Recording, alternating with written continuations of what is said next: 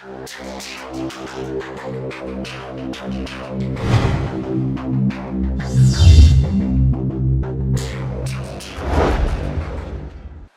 back to episode number 4 of Career Hunter. This week we will be finishing up our interview with author and speaker Rick Gillis. Now, if you remember from last week, we talked about the software companies use to scan your resume and some of the things you could do to format your resume in order to get past that software. This week we will continue where we left off, finishing up our interview. So, I'm not going to waste any more time. Let's dive right back in so you can get the information you're looking for.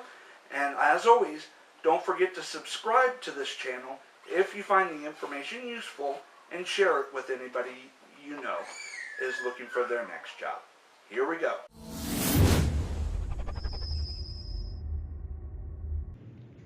Okay, and hopefully I'm not trying to ask everything that's going to be in the book, because I want people to go out and buy the book. And No, so, let's do it. I'm happy to share. I'm happy. okay.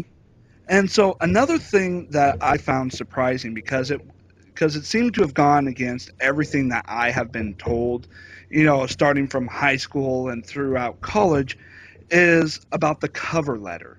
Everybody graduating from college is told you need a cover letter and a resume. And you need to submit that together, and then you go to the stores, you get the resume folders, and there's 2 slots, one for your cover letter and resume. But in watching your videos, you mentioned that, employers, they don't want to, waste their time reading your cover letters, and that, and hopefully I'm not taking away everything, but if they ask for a cover letter, it's just to see if you can follow instructions, not so much that they actually want to read it. So That's correct. Okay, and so with that, is that throughout all industries or specific industries, or where do you see, I guess, in giving advice, cover letters, is there any place where they're still important and effective, or have they just been completely killed off altogether and only used to see if you can follow instructions? No. They're not killed off. They're not killed off. And that's really what you're asking me, is to give a blanket statement for every recruiter out there. Some recruiters, I'm sure, love cover letters. The fact is, most cover letters are so badly written, they're not read. Now, I've been asking recruiters this around the nation for years. Do you review cover letters? Do you read them? And it's 99 to 1, no.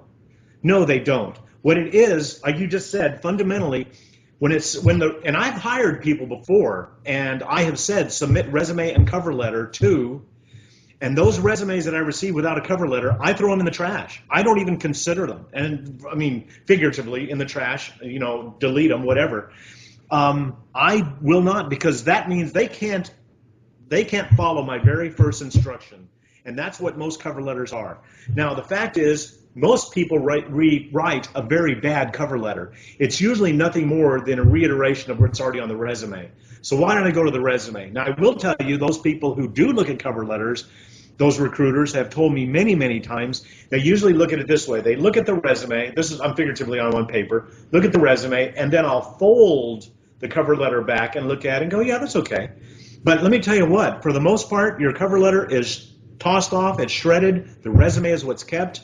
The resume is scanned, it goes into the archive, it'll go into, because in the future, once again, another reason for keywords, in the future, I may not call you right now, but I may go scanning my resume database in the future and just hit 10 or 15 keywords, and here your resume comes popping up because it has those keywords in there.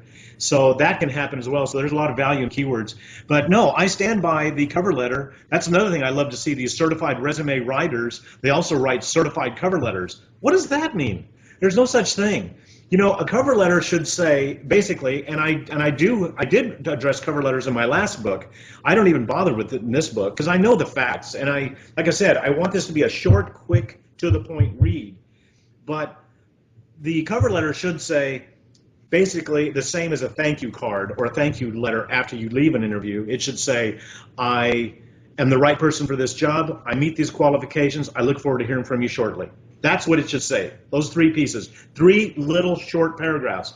Once again, cover letters, I've seen them where they go on 5, 6, 7 pages, and they're just bleeding, sweating, need and desperation, and that's a bad place to be. And that's a very bad place to be. By the way, Jacob, let me go ahead and let's talk to your audience real quick about thank you letters, because this is one of my key positives, and I've had so many people win because of this. My clients are required, I don't care the level of position, top of the top, bottom of the bottom.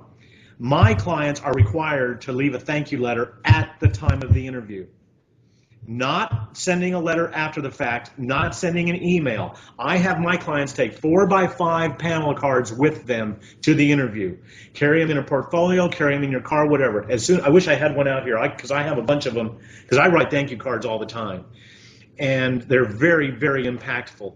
But my client will have a box, and these are very inexpensive. Go to Target, Walmart, Office Depot. $9.95 will get you a box of 24 of these things, envelopes and cards. Little 4x5. They're like thank you cards, but they don't have, just get blank, plain ones. As soon as you're done, go out in the lobby, sit down, write your thank you card to the person you just interviewed with. Make sure you get their business card, which let me give you a little hint. You're not going to get a business card from a recruiter. They don't want you to be able to get a hold of you after the fact.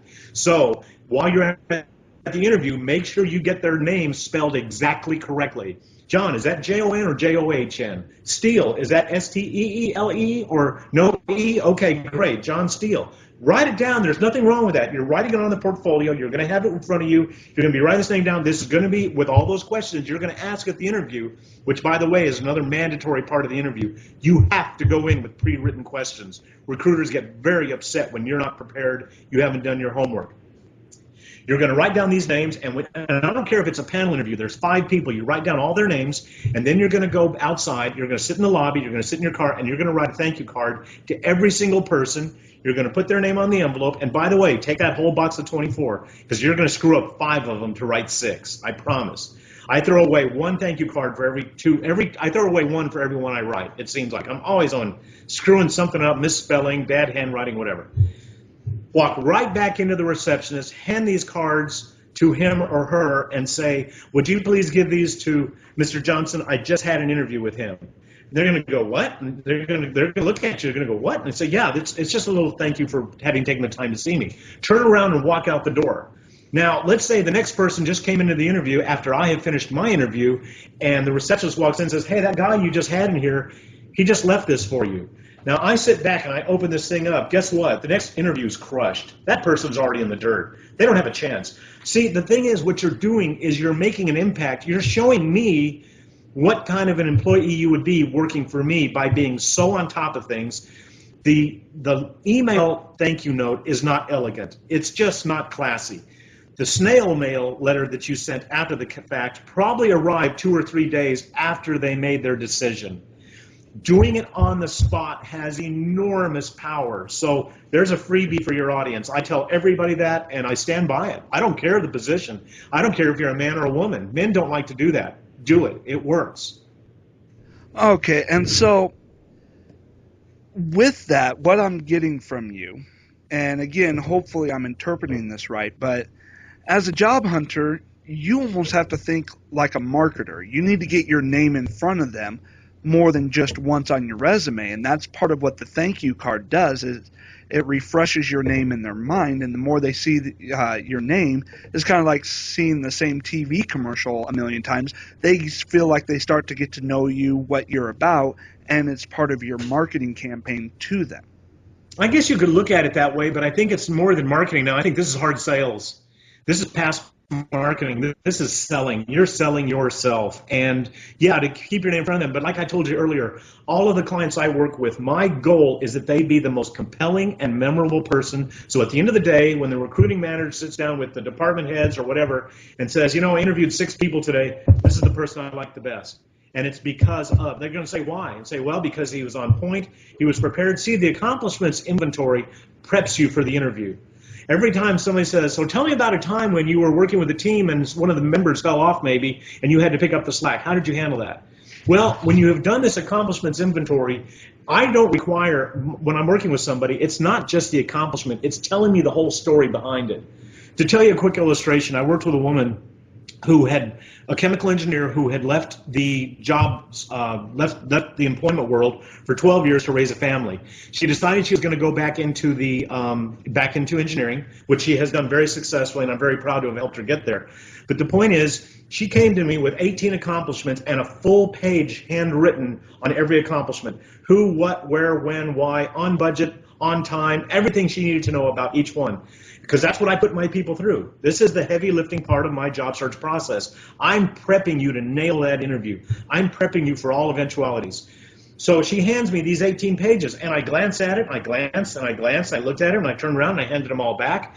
And she goes, well, aren't you going to read them? And I said, no, that wasn't for me. That was for you. And after 12 years of being out of the business, she landed a kind of a mid-level job, not top, but now it's 3 years later. She's the top of her game. She's already gotten a heck of a raise, some crazy benefits, and she's in charge of 2 groups. She's very successful. But it all came down to being prepped for that interview. Okay. And, I know we're starting to, come up against the clock here. So I'm going to try and get on a couple of more questions here. One thing that I found interesting is you talked about mobile apps and one of the talks that you've given, and how in some areas you can type in your keywords and it'll tell you that a job is around the corner and 2 floors up. How much is those mobile apps spreading, or is it still just localized to one area? And can you give us an example of 2 apps that may be available for more of the mass public nationwide? The answer is no, I can't. And I'll tell you why. Because that app you were specifically talking about, it was some little piece I saw, and it was specifically for San Francisco and Silicon Valley, which makes a ton of sense. Because let's face it, there's a whole lot of programmers, developers walking around out there, and they can go in and get the app, and they say, wow, there's 2 jobs down the street. I'm going to go in and try, see if I can leave off my resume or whatever. So what this is on a website, and I promote this website to job seekers, although it's a recruiter's website. It's called ERE.net. That stands for Electronic Recruiters, and I forget the last E, but it's ERE.net. And that's where I see this stuff. They have the most fabulous leading edge information on that website. And I'm signed up, and I get at least 2 emails from them every single day, and I read them. They're really, really good from a recruiter's point of view. Which job seekers, that's why I recommend looking at that, at least while you're in the job search mode, see what's really current. A better question, a better way to promote and talk about the different apps available to you, Jacob, is to say that I also tell people, go out and Google job search and apps, or job search and social media, and look at what's most current. Because I'll tell you what, and I know I said this in that clip, I don't know if it was in that clip, but I say it when I'm speaking live. What I tell you today about social media may not be accurate tomorrow. That's just all there is to it. What I will say about social media is it requires a lot of forethought. It requires a lot of planning. Facebook, LinkedIn, Twitter, these are all platforms, social media platforms that develop, they see an arc and a curve over a period of time. And so then I can go back and look at you and follow you and see if I like you, if I want to hire you, et cetera, et cetera. The forethought requires in making sure that when you send somebody a link or you send somebody a connection to one of your platforms, that it is ready for them to be looking at, and you're going to be proud of the fact that it is ready and it's professional. So social media in job search requires forethought. If you got those spring break vacation photos from last year, maybe you better take them down. You've already heard all that stuff before. The fact is, what are you going to do for me? Is that expressed in there? Is your blog, your website, whatever you're using, Facebook, LinkedIn, Twitter, are those up to speed? And talk to me as an employer why I want to bring you on board. Okay, and just to touch a little bit here on social media, when using that, now you mentioned Facebook, and everybody has the privacy settings and everything.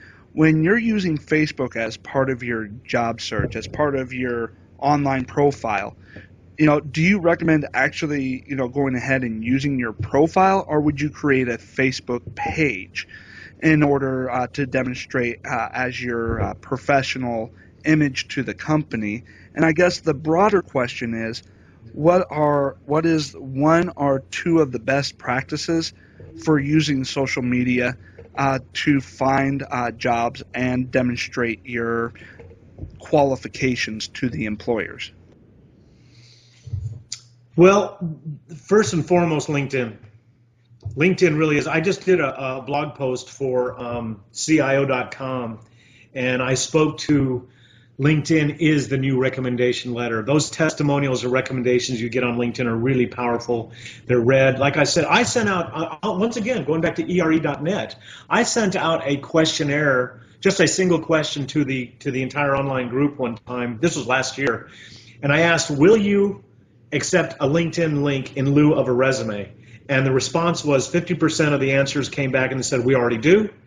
And that their applicant tracking systems, in other words, their resume filtering, et cetera, already accepts LinkedIn as a profile. That's fair. And the other 50% said they are not currently doing so, but we're going to or are looking into it. So LinkedIn is mandatory, absolutely mandatory.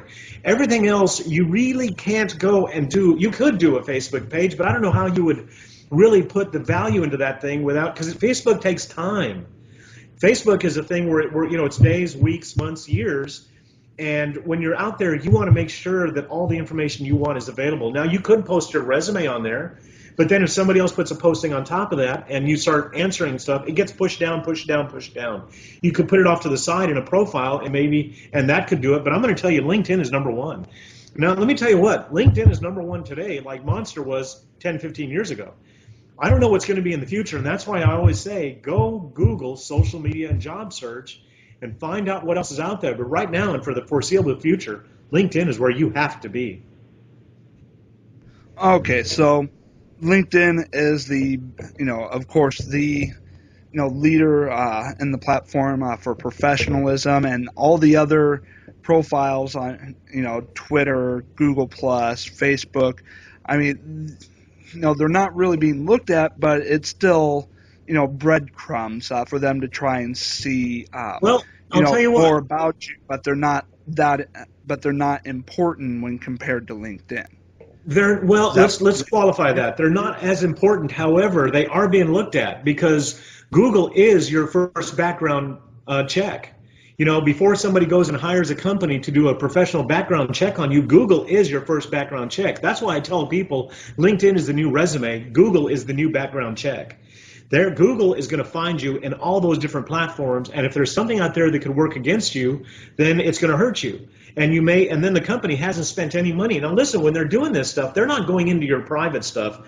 And if anybody asks you for a password in an interview, reject it categorically. Do not allow somebody to have your passwords. That's all there is to it. I would never give anybody passwords to any of my pages, period.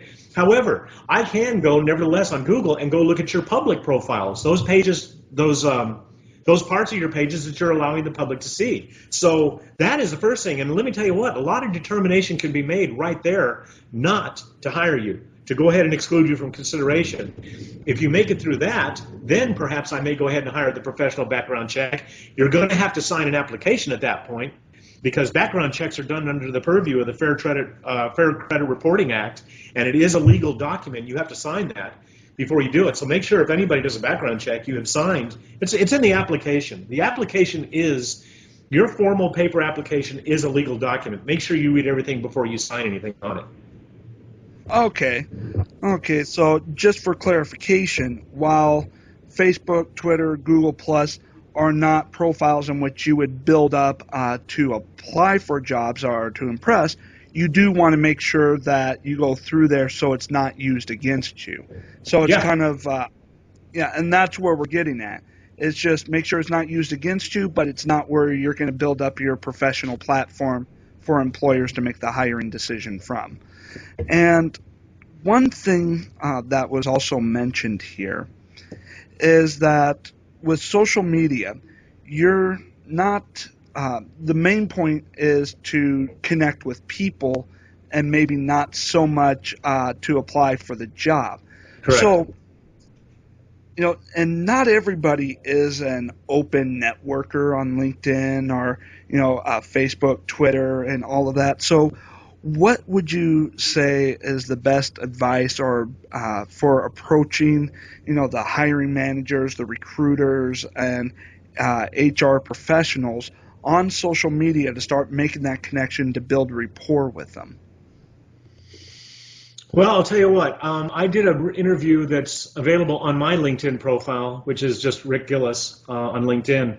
I did an interview with Business Insider here a couple of years ago at businessinsider.com, and it's still available. You can see it. It's a very good interview, and I really like it that they edited and kept that piece, because what I have done to attract media to me over the years is I will go on LinkedIn and I will go to a company, I will go to click on all employees, and I'll start scanning through that company until I find the recruiters or I find the department heads, the department managers that I want to work with, and I will then pull up their profile and look at it.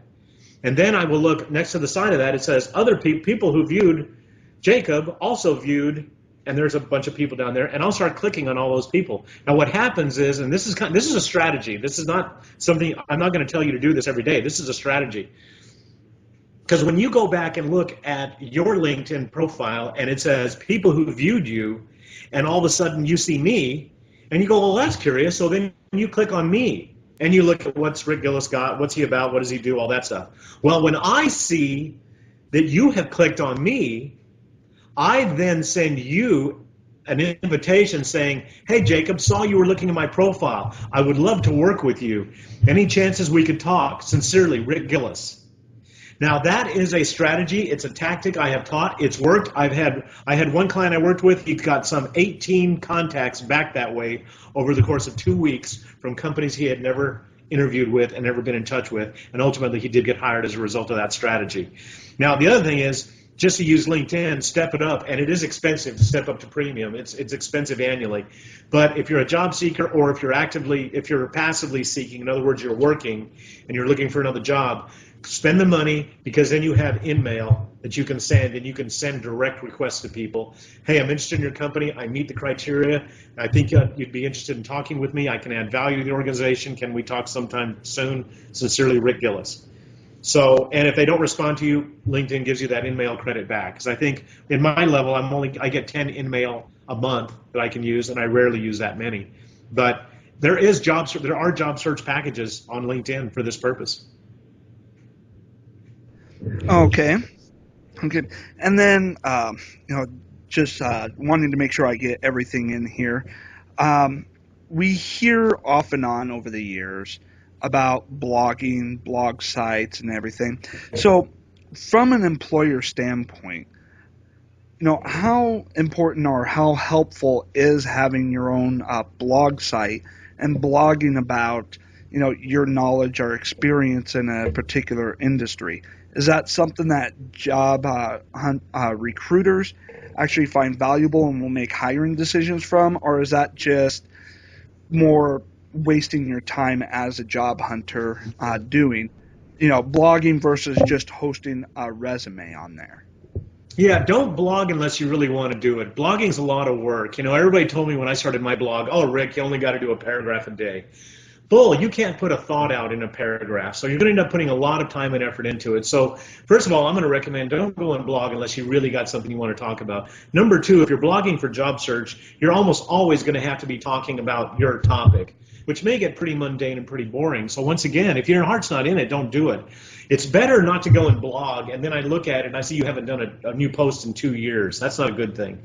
My blog, if you look at my blog, I'm exceptionally random. I'll go a couple of months not doing anything, then I'll hit 4 or 5 posts in a row because I have this little brainstorm, or I have other things that I'm doing that I want to promote that I did on Twitter or somewhere else. I wrote an article somewhere and I put it on there. But blogging is a strong support. It's not going to be, the recruiters might view it, but it's going to be the department manager, that person you would report to, who's really going to look at it closely and see if what you're adding is unique and of interest. Because if you're just saying the same old stuff that they know and it's not necessarily new and fresh, that's really, I'll deflect that question back to you, Jacob, and say that's really something that's got to be personal choice. Okay. And all right, and one thing here, and I've been, holding back. I've really wanted to ask you this question. This is probably something that has been, the most interest, because I don't think I understood what you meant by this. You mentioned gamification. And so what is gamification as it relates to job searching? Can you explain that? Because I've heard that term before, but I don't really understand what it means and how it's going to apply to a job search. That was a mosquito that just went by, so excuse me. Gamification is the future of job search, and that's what I'm talking about. Gamification is where, and let me give you a very simple, basically it's kind of like building a simulated city. You remember Sim Cities here several years ago, or Farmville, those kind of things. What it is, let's say that I'm American Express, and I've created a gamification. I'm utilizing gamification to hire my next college recruiting class. I mean, my college interns, those people I want to bring out of college directly. I could go to the University of California, University of Texas, anywhere, and I could invite the entire senior business class to come into my American Express game and play the game. They can actually participate. And the reason for this is because, for instance, one of my sons is really big into gaming, and he games with other young people all over the world. South Africa, Ireland, UK, Canada, whatever. He's gaming with people all over the world. Well, the big companies look at this and saying, how do you communicate with young people? You communicate where they communicate, where they gather. Gamification is that place. So I set up a game where you come in and you play in the American Express offices, but while you're gamed, you're being assessed. We're determining metrics on your ability to get along well with others, to make a decision, to react and act, to take charge of a situation. And the winners then, now listen, this is kind of in my head right now. I don't know if this is going on just yet to this level, but I don't think we're far away. The idea is then that we would then reach out, American Express would reach out to those winners and say, you won the game, we'd like to conduct an interview with you. Would you be interested in talking with us here at American Express? That's what gamification means, at least as I see it in my head. But I'm watching all this. Artificial intelligence, job search, big data is all coming together, and it's all everything comes back to job search. All the skill sets, all the new software, all the new hardware, everything always comes back to job search because people can monetize what they're creating in the job search platforms. Okay, that does provide a lot of clarification for me on that, and so, thank you for answering the gamification. And so, that seems more directed towards the youth and new hires rather than your, 55-year-old seasoned professional. That's correct. And so, now, here's something I, didn't hear you talk about or haven't put in, or mention before. And so I wanted to get your thoughts on this. When you go to networking events or you're out and about and you meet someone, and you hand them your business card or your contact card as a job hunter,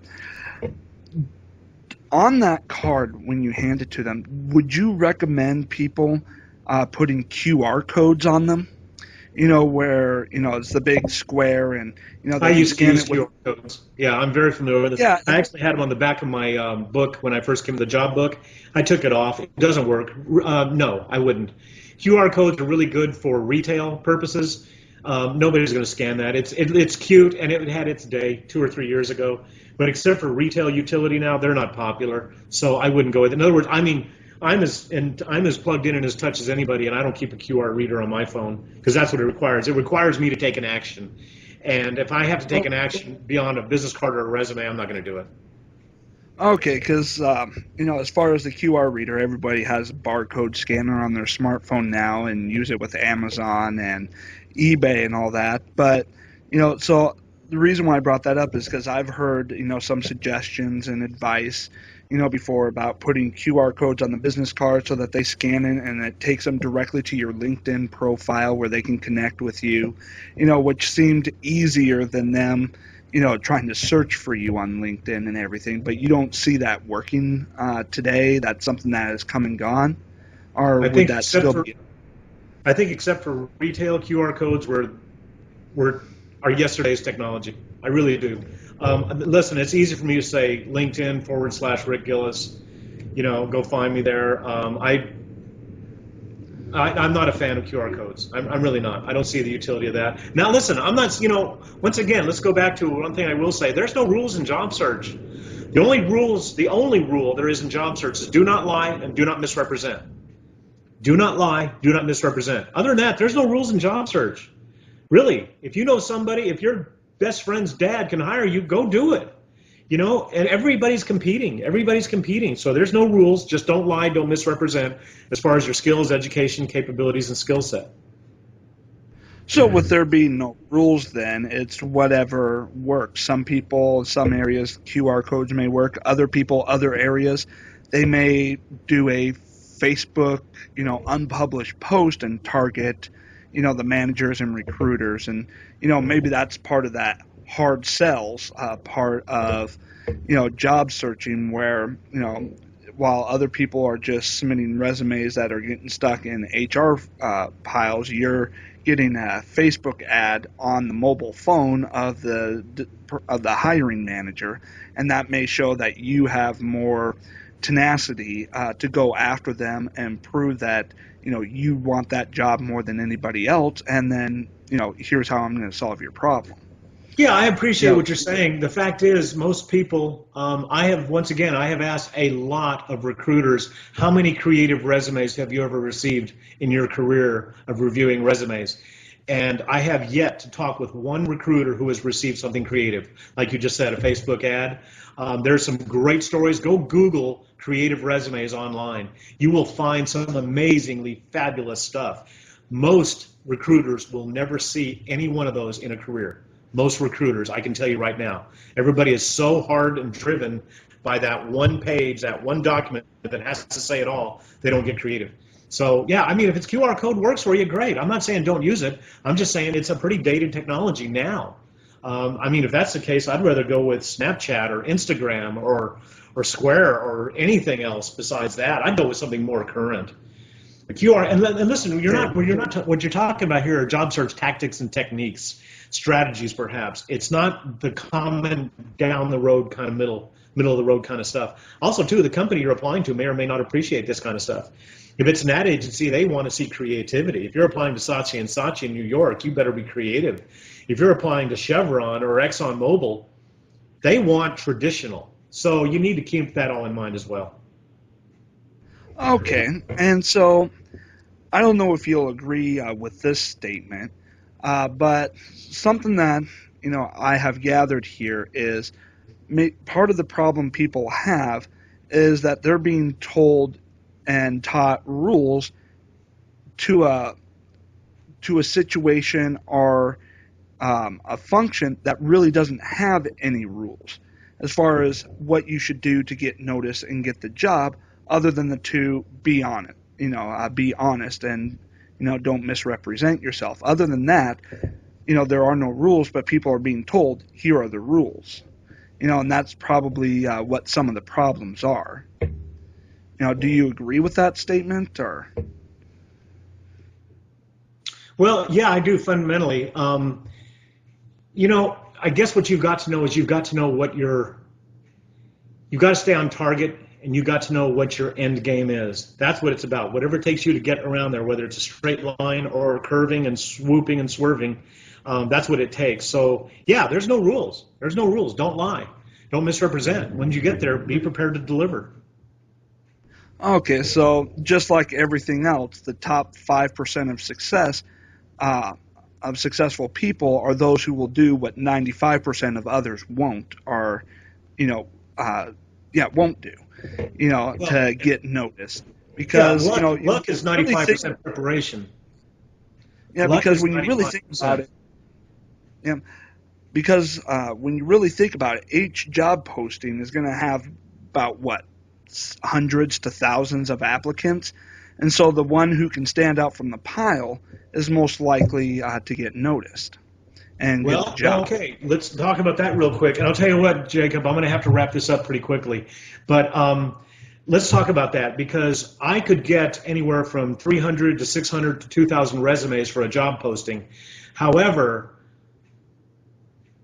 the resume, every recruiter, once again, let me tell you what, I talk with a lot of recruiters. I stay in touch with these people. I have a lot of very senior level recruiters as well as entry level recruiters going into the business. And I ask these questions of them when I go to these HR conferences. And the fact is, I could get 300 resumes that made it through the resume filtering. I may have gotten 600, but 300 made it. They all tell me they usually stop at the first 100. So timing is as essential and important. And I will tell you, if you're in job search, active job search, you should set up a job search alert for every company you want to be informed. As soon as they put up a posting, statistically, the first resume comes in within 200 seconds of the posting going up. Within 3.5 minutes, the first resume comes in. Now, that's assuming it made it through the resume filtering software. So those first 100 that come in, they usually get pulled and examined. If they don't find some winners in there, which they're going to, but if they don't, then they may go look at the next 100. But that's what recruiters tell me. They're not going to go, even if they have 600, 6,000, at a certain point, they stop. They just stop. They say, let's pull those first 100. So timing is just as essential as what you send. Okay. And even though I would want to follow up on that, setting alerts, we are up against the clock here. So one last thing here. Do you have any special sites or, web tools that you would recommend, to the job hunters, maybe just, the top one or two? Yeah, I have two that I recommend everywhere I go. Link Up. Don't confuse that with LinkedIn. Link Up, LINKUP, my favorite job board in the whole world. Link Up is they scrape jobs from corporate jobs, in other words, career pages on major companies. They scrape those jobs. They dump their entire data every night. They put up brand new data so the jobs are never stale. Number two, I recommend Quint Careers, QUINT, careers.com. Quint Careers stands for quintessential. It is one of the most in-depth, covering all aspects of job search websites that I know of. I know the proprietors personally, Dr. Randall Hansen and his wife, Dr. Catherine Hansen. They taught business at the University of Central Florida. Now they're up in Washington State, and they maintain an amazing job site. I don't even know where they find all the hours to do what they do. The site goes so deep. You want to look up keywords for chemical engineering, they'll probably have it on that site. Seriously. Or there'll be a link to a college that has keywords. There are gathering. You can go look up keywords chemical engineer, keywords lawyer, keywords, and you'll find all kinds of stuff. It's out there and available for you. Okay. Thank you for that. And one last question for you, and that is, for the people who have seen this video, have watched this, and are interested in connecting with you, what is the best way for people to reach out and connect with you? RickGillis.com. That's my website. And if they want to reach to me personally, I have a contact page there. It comes straight into my personal email, so that's the best and easiest, no question. Okay, and thank you for coming on to the show. I know this was a great interview, and I know the audience is going to appreciate it. Thank you. Thank you. Thank you very much for having me. I appreciate it. All right, and you have a good day. You too. Bye-bye.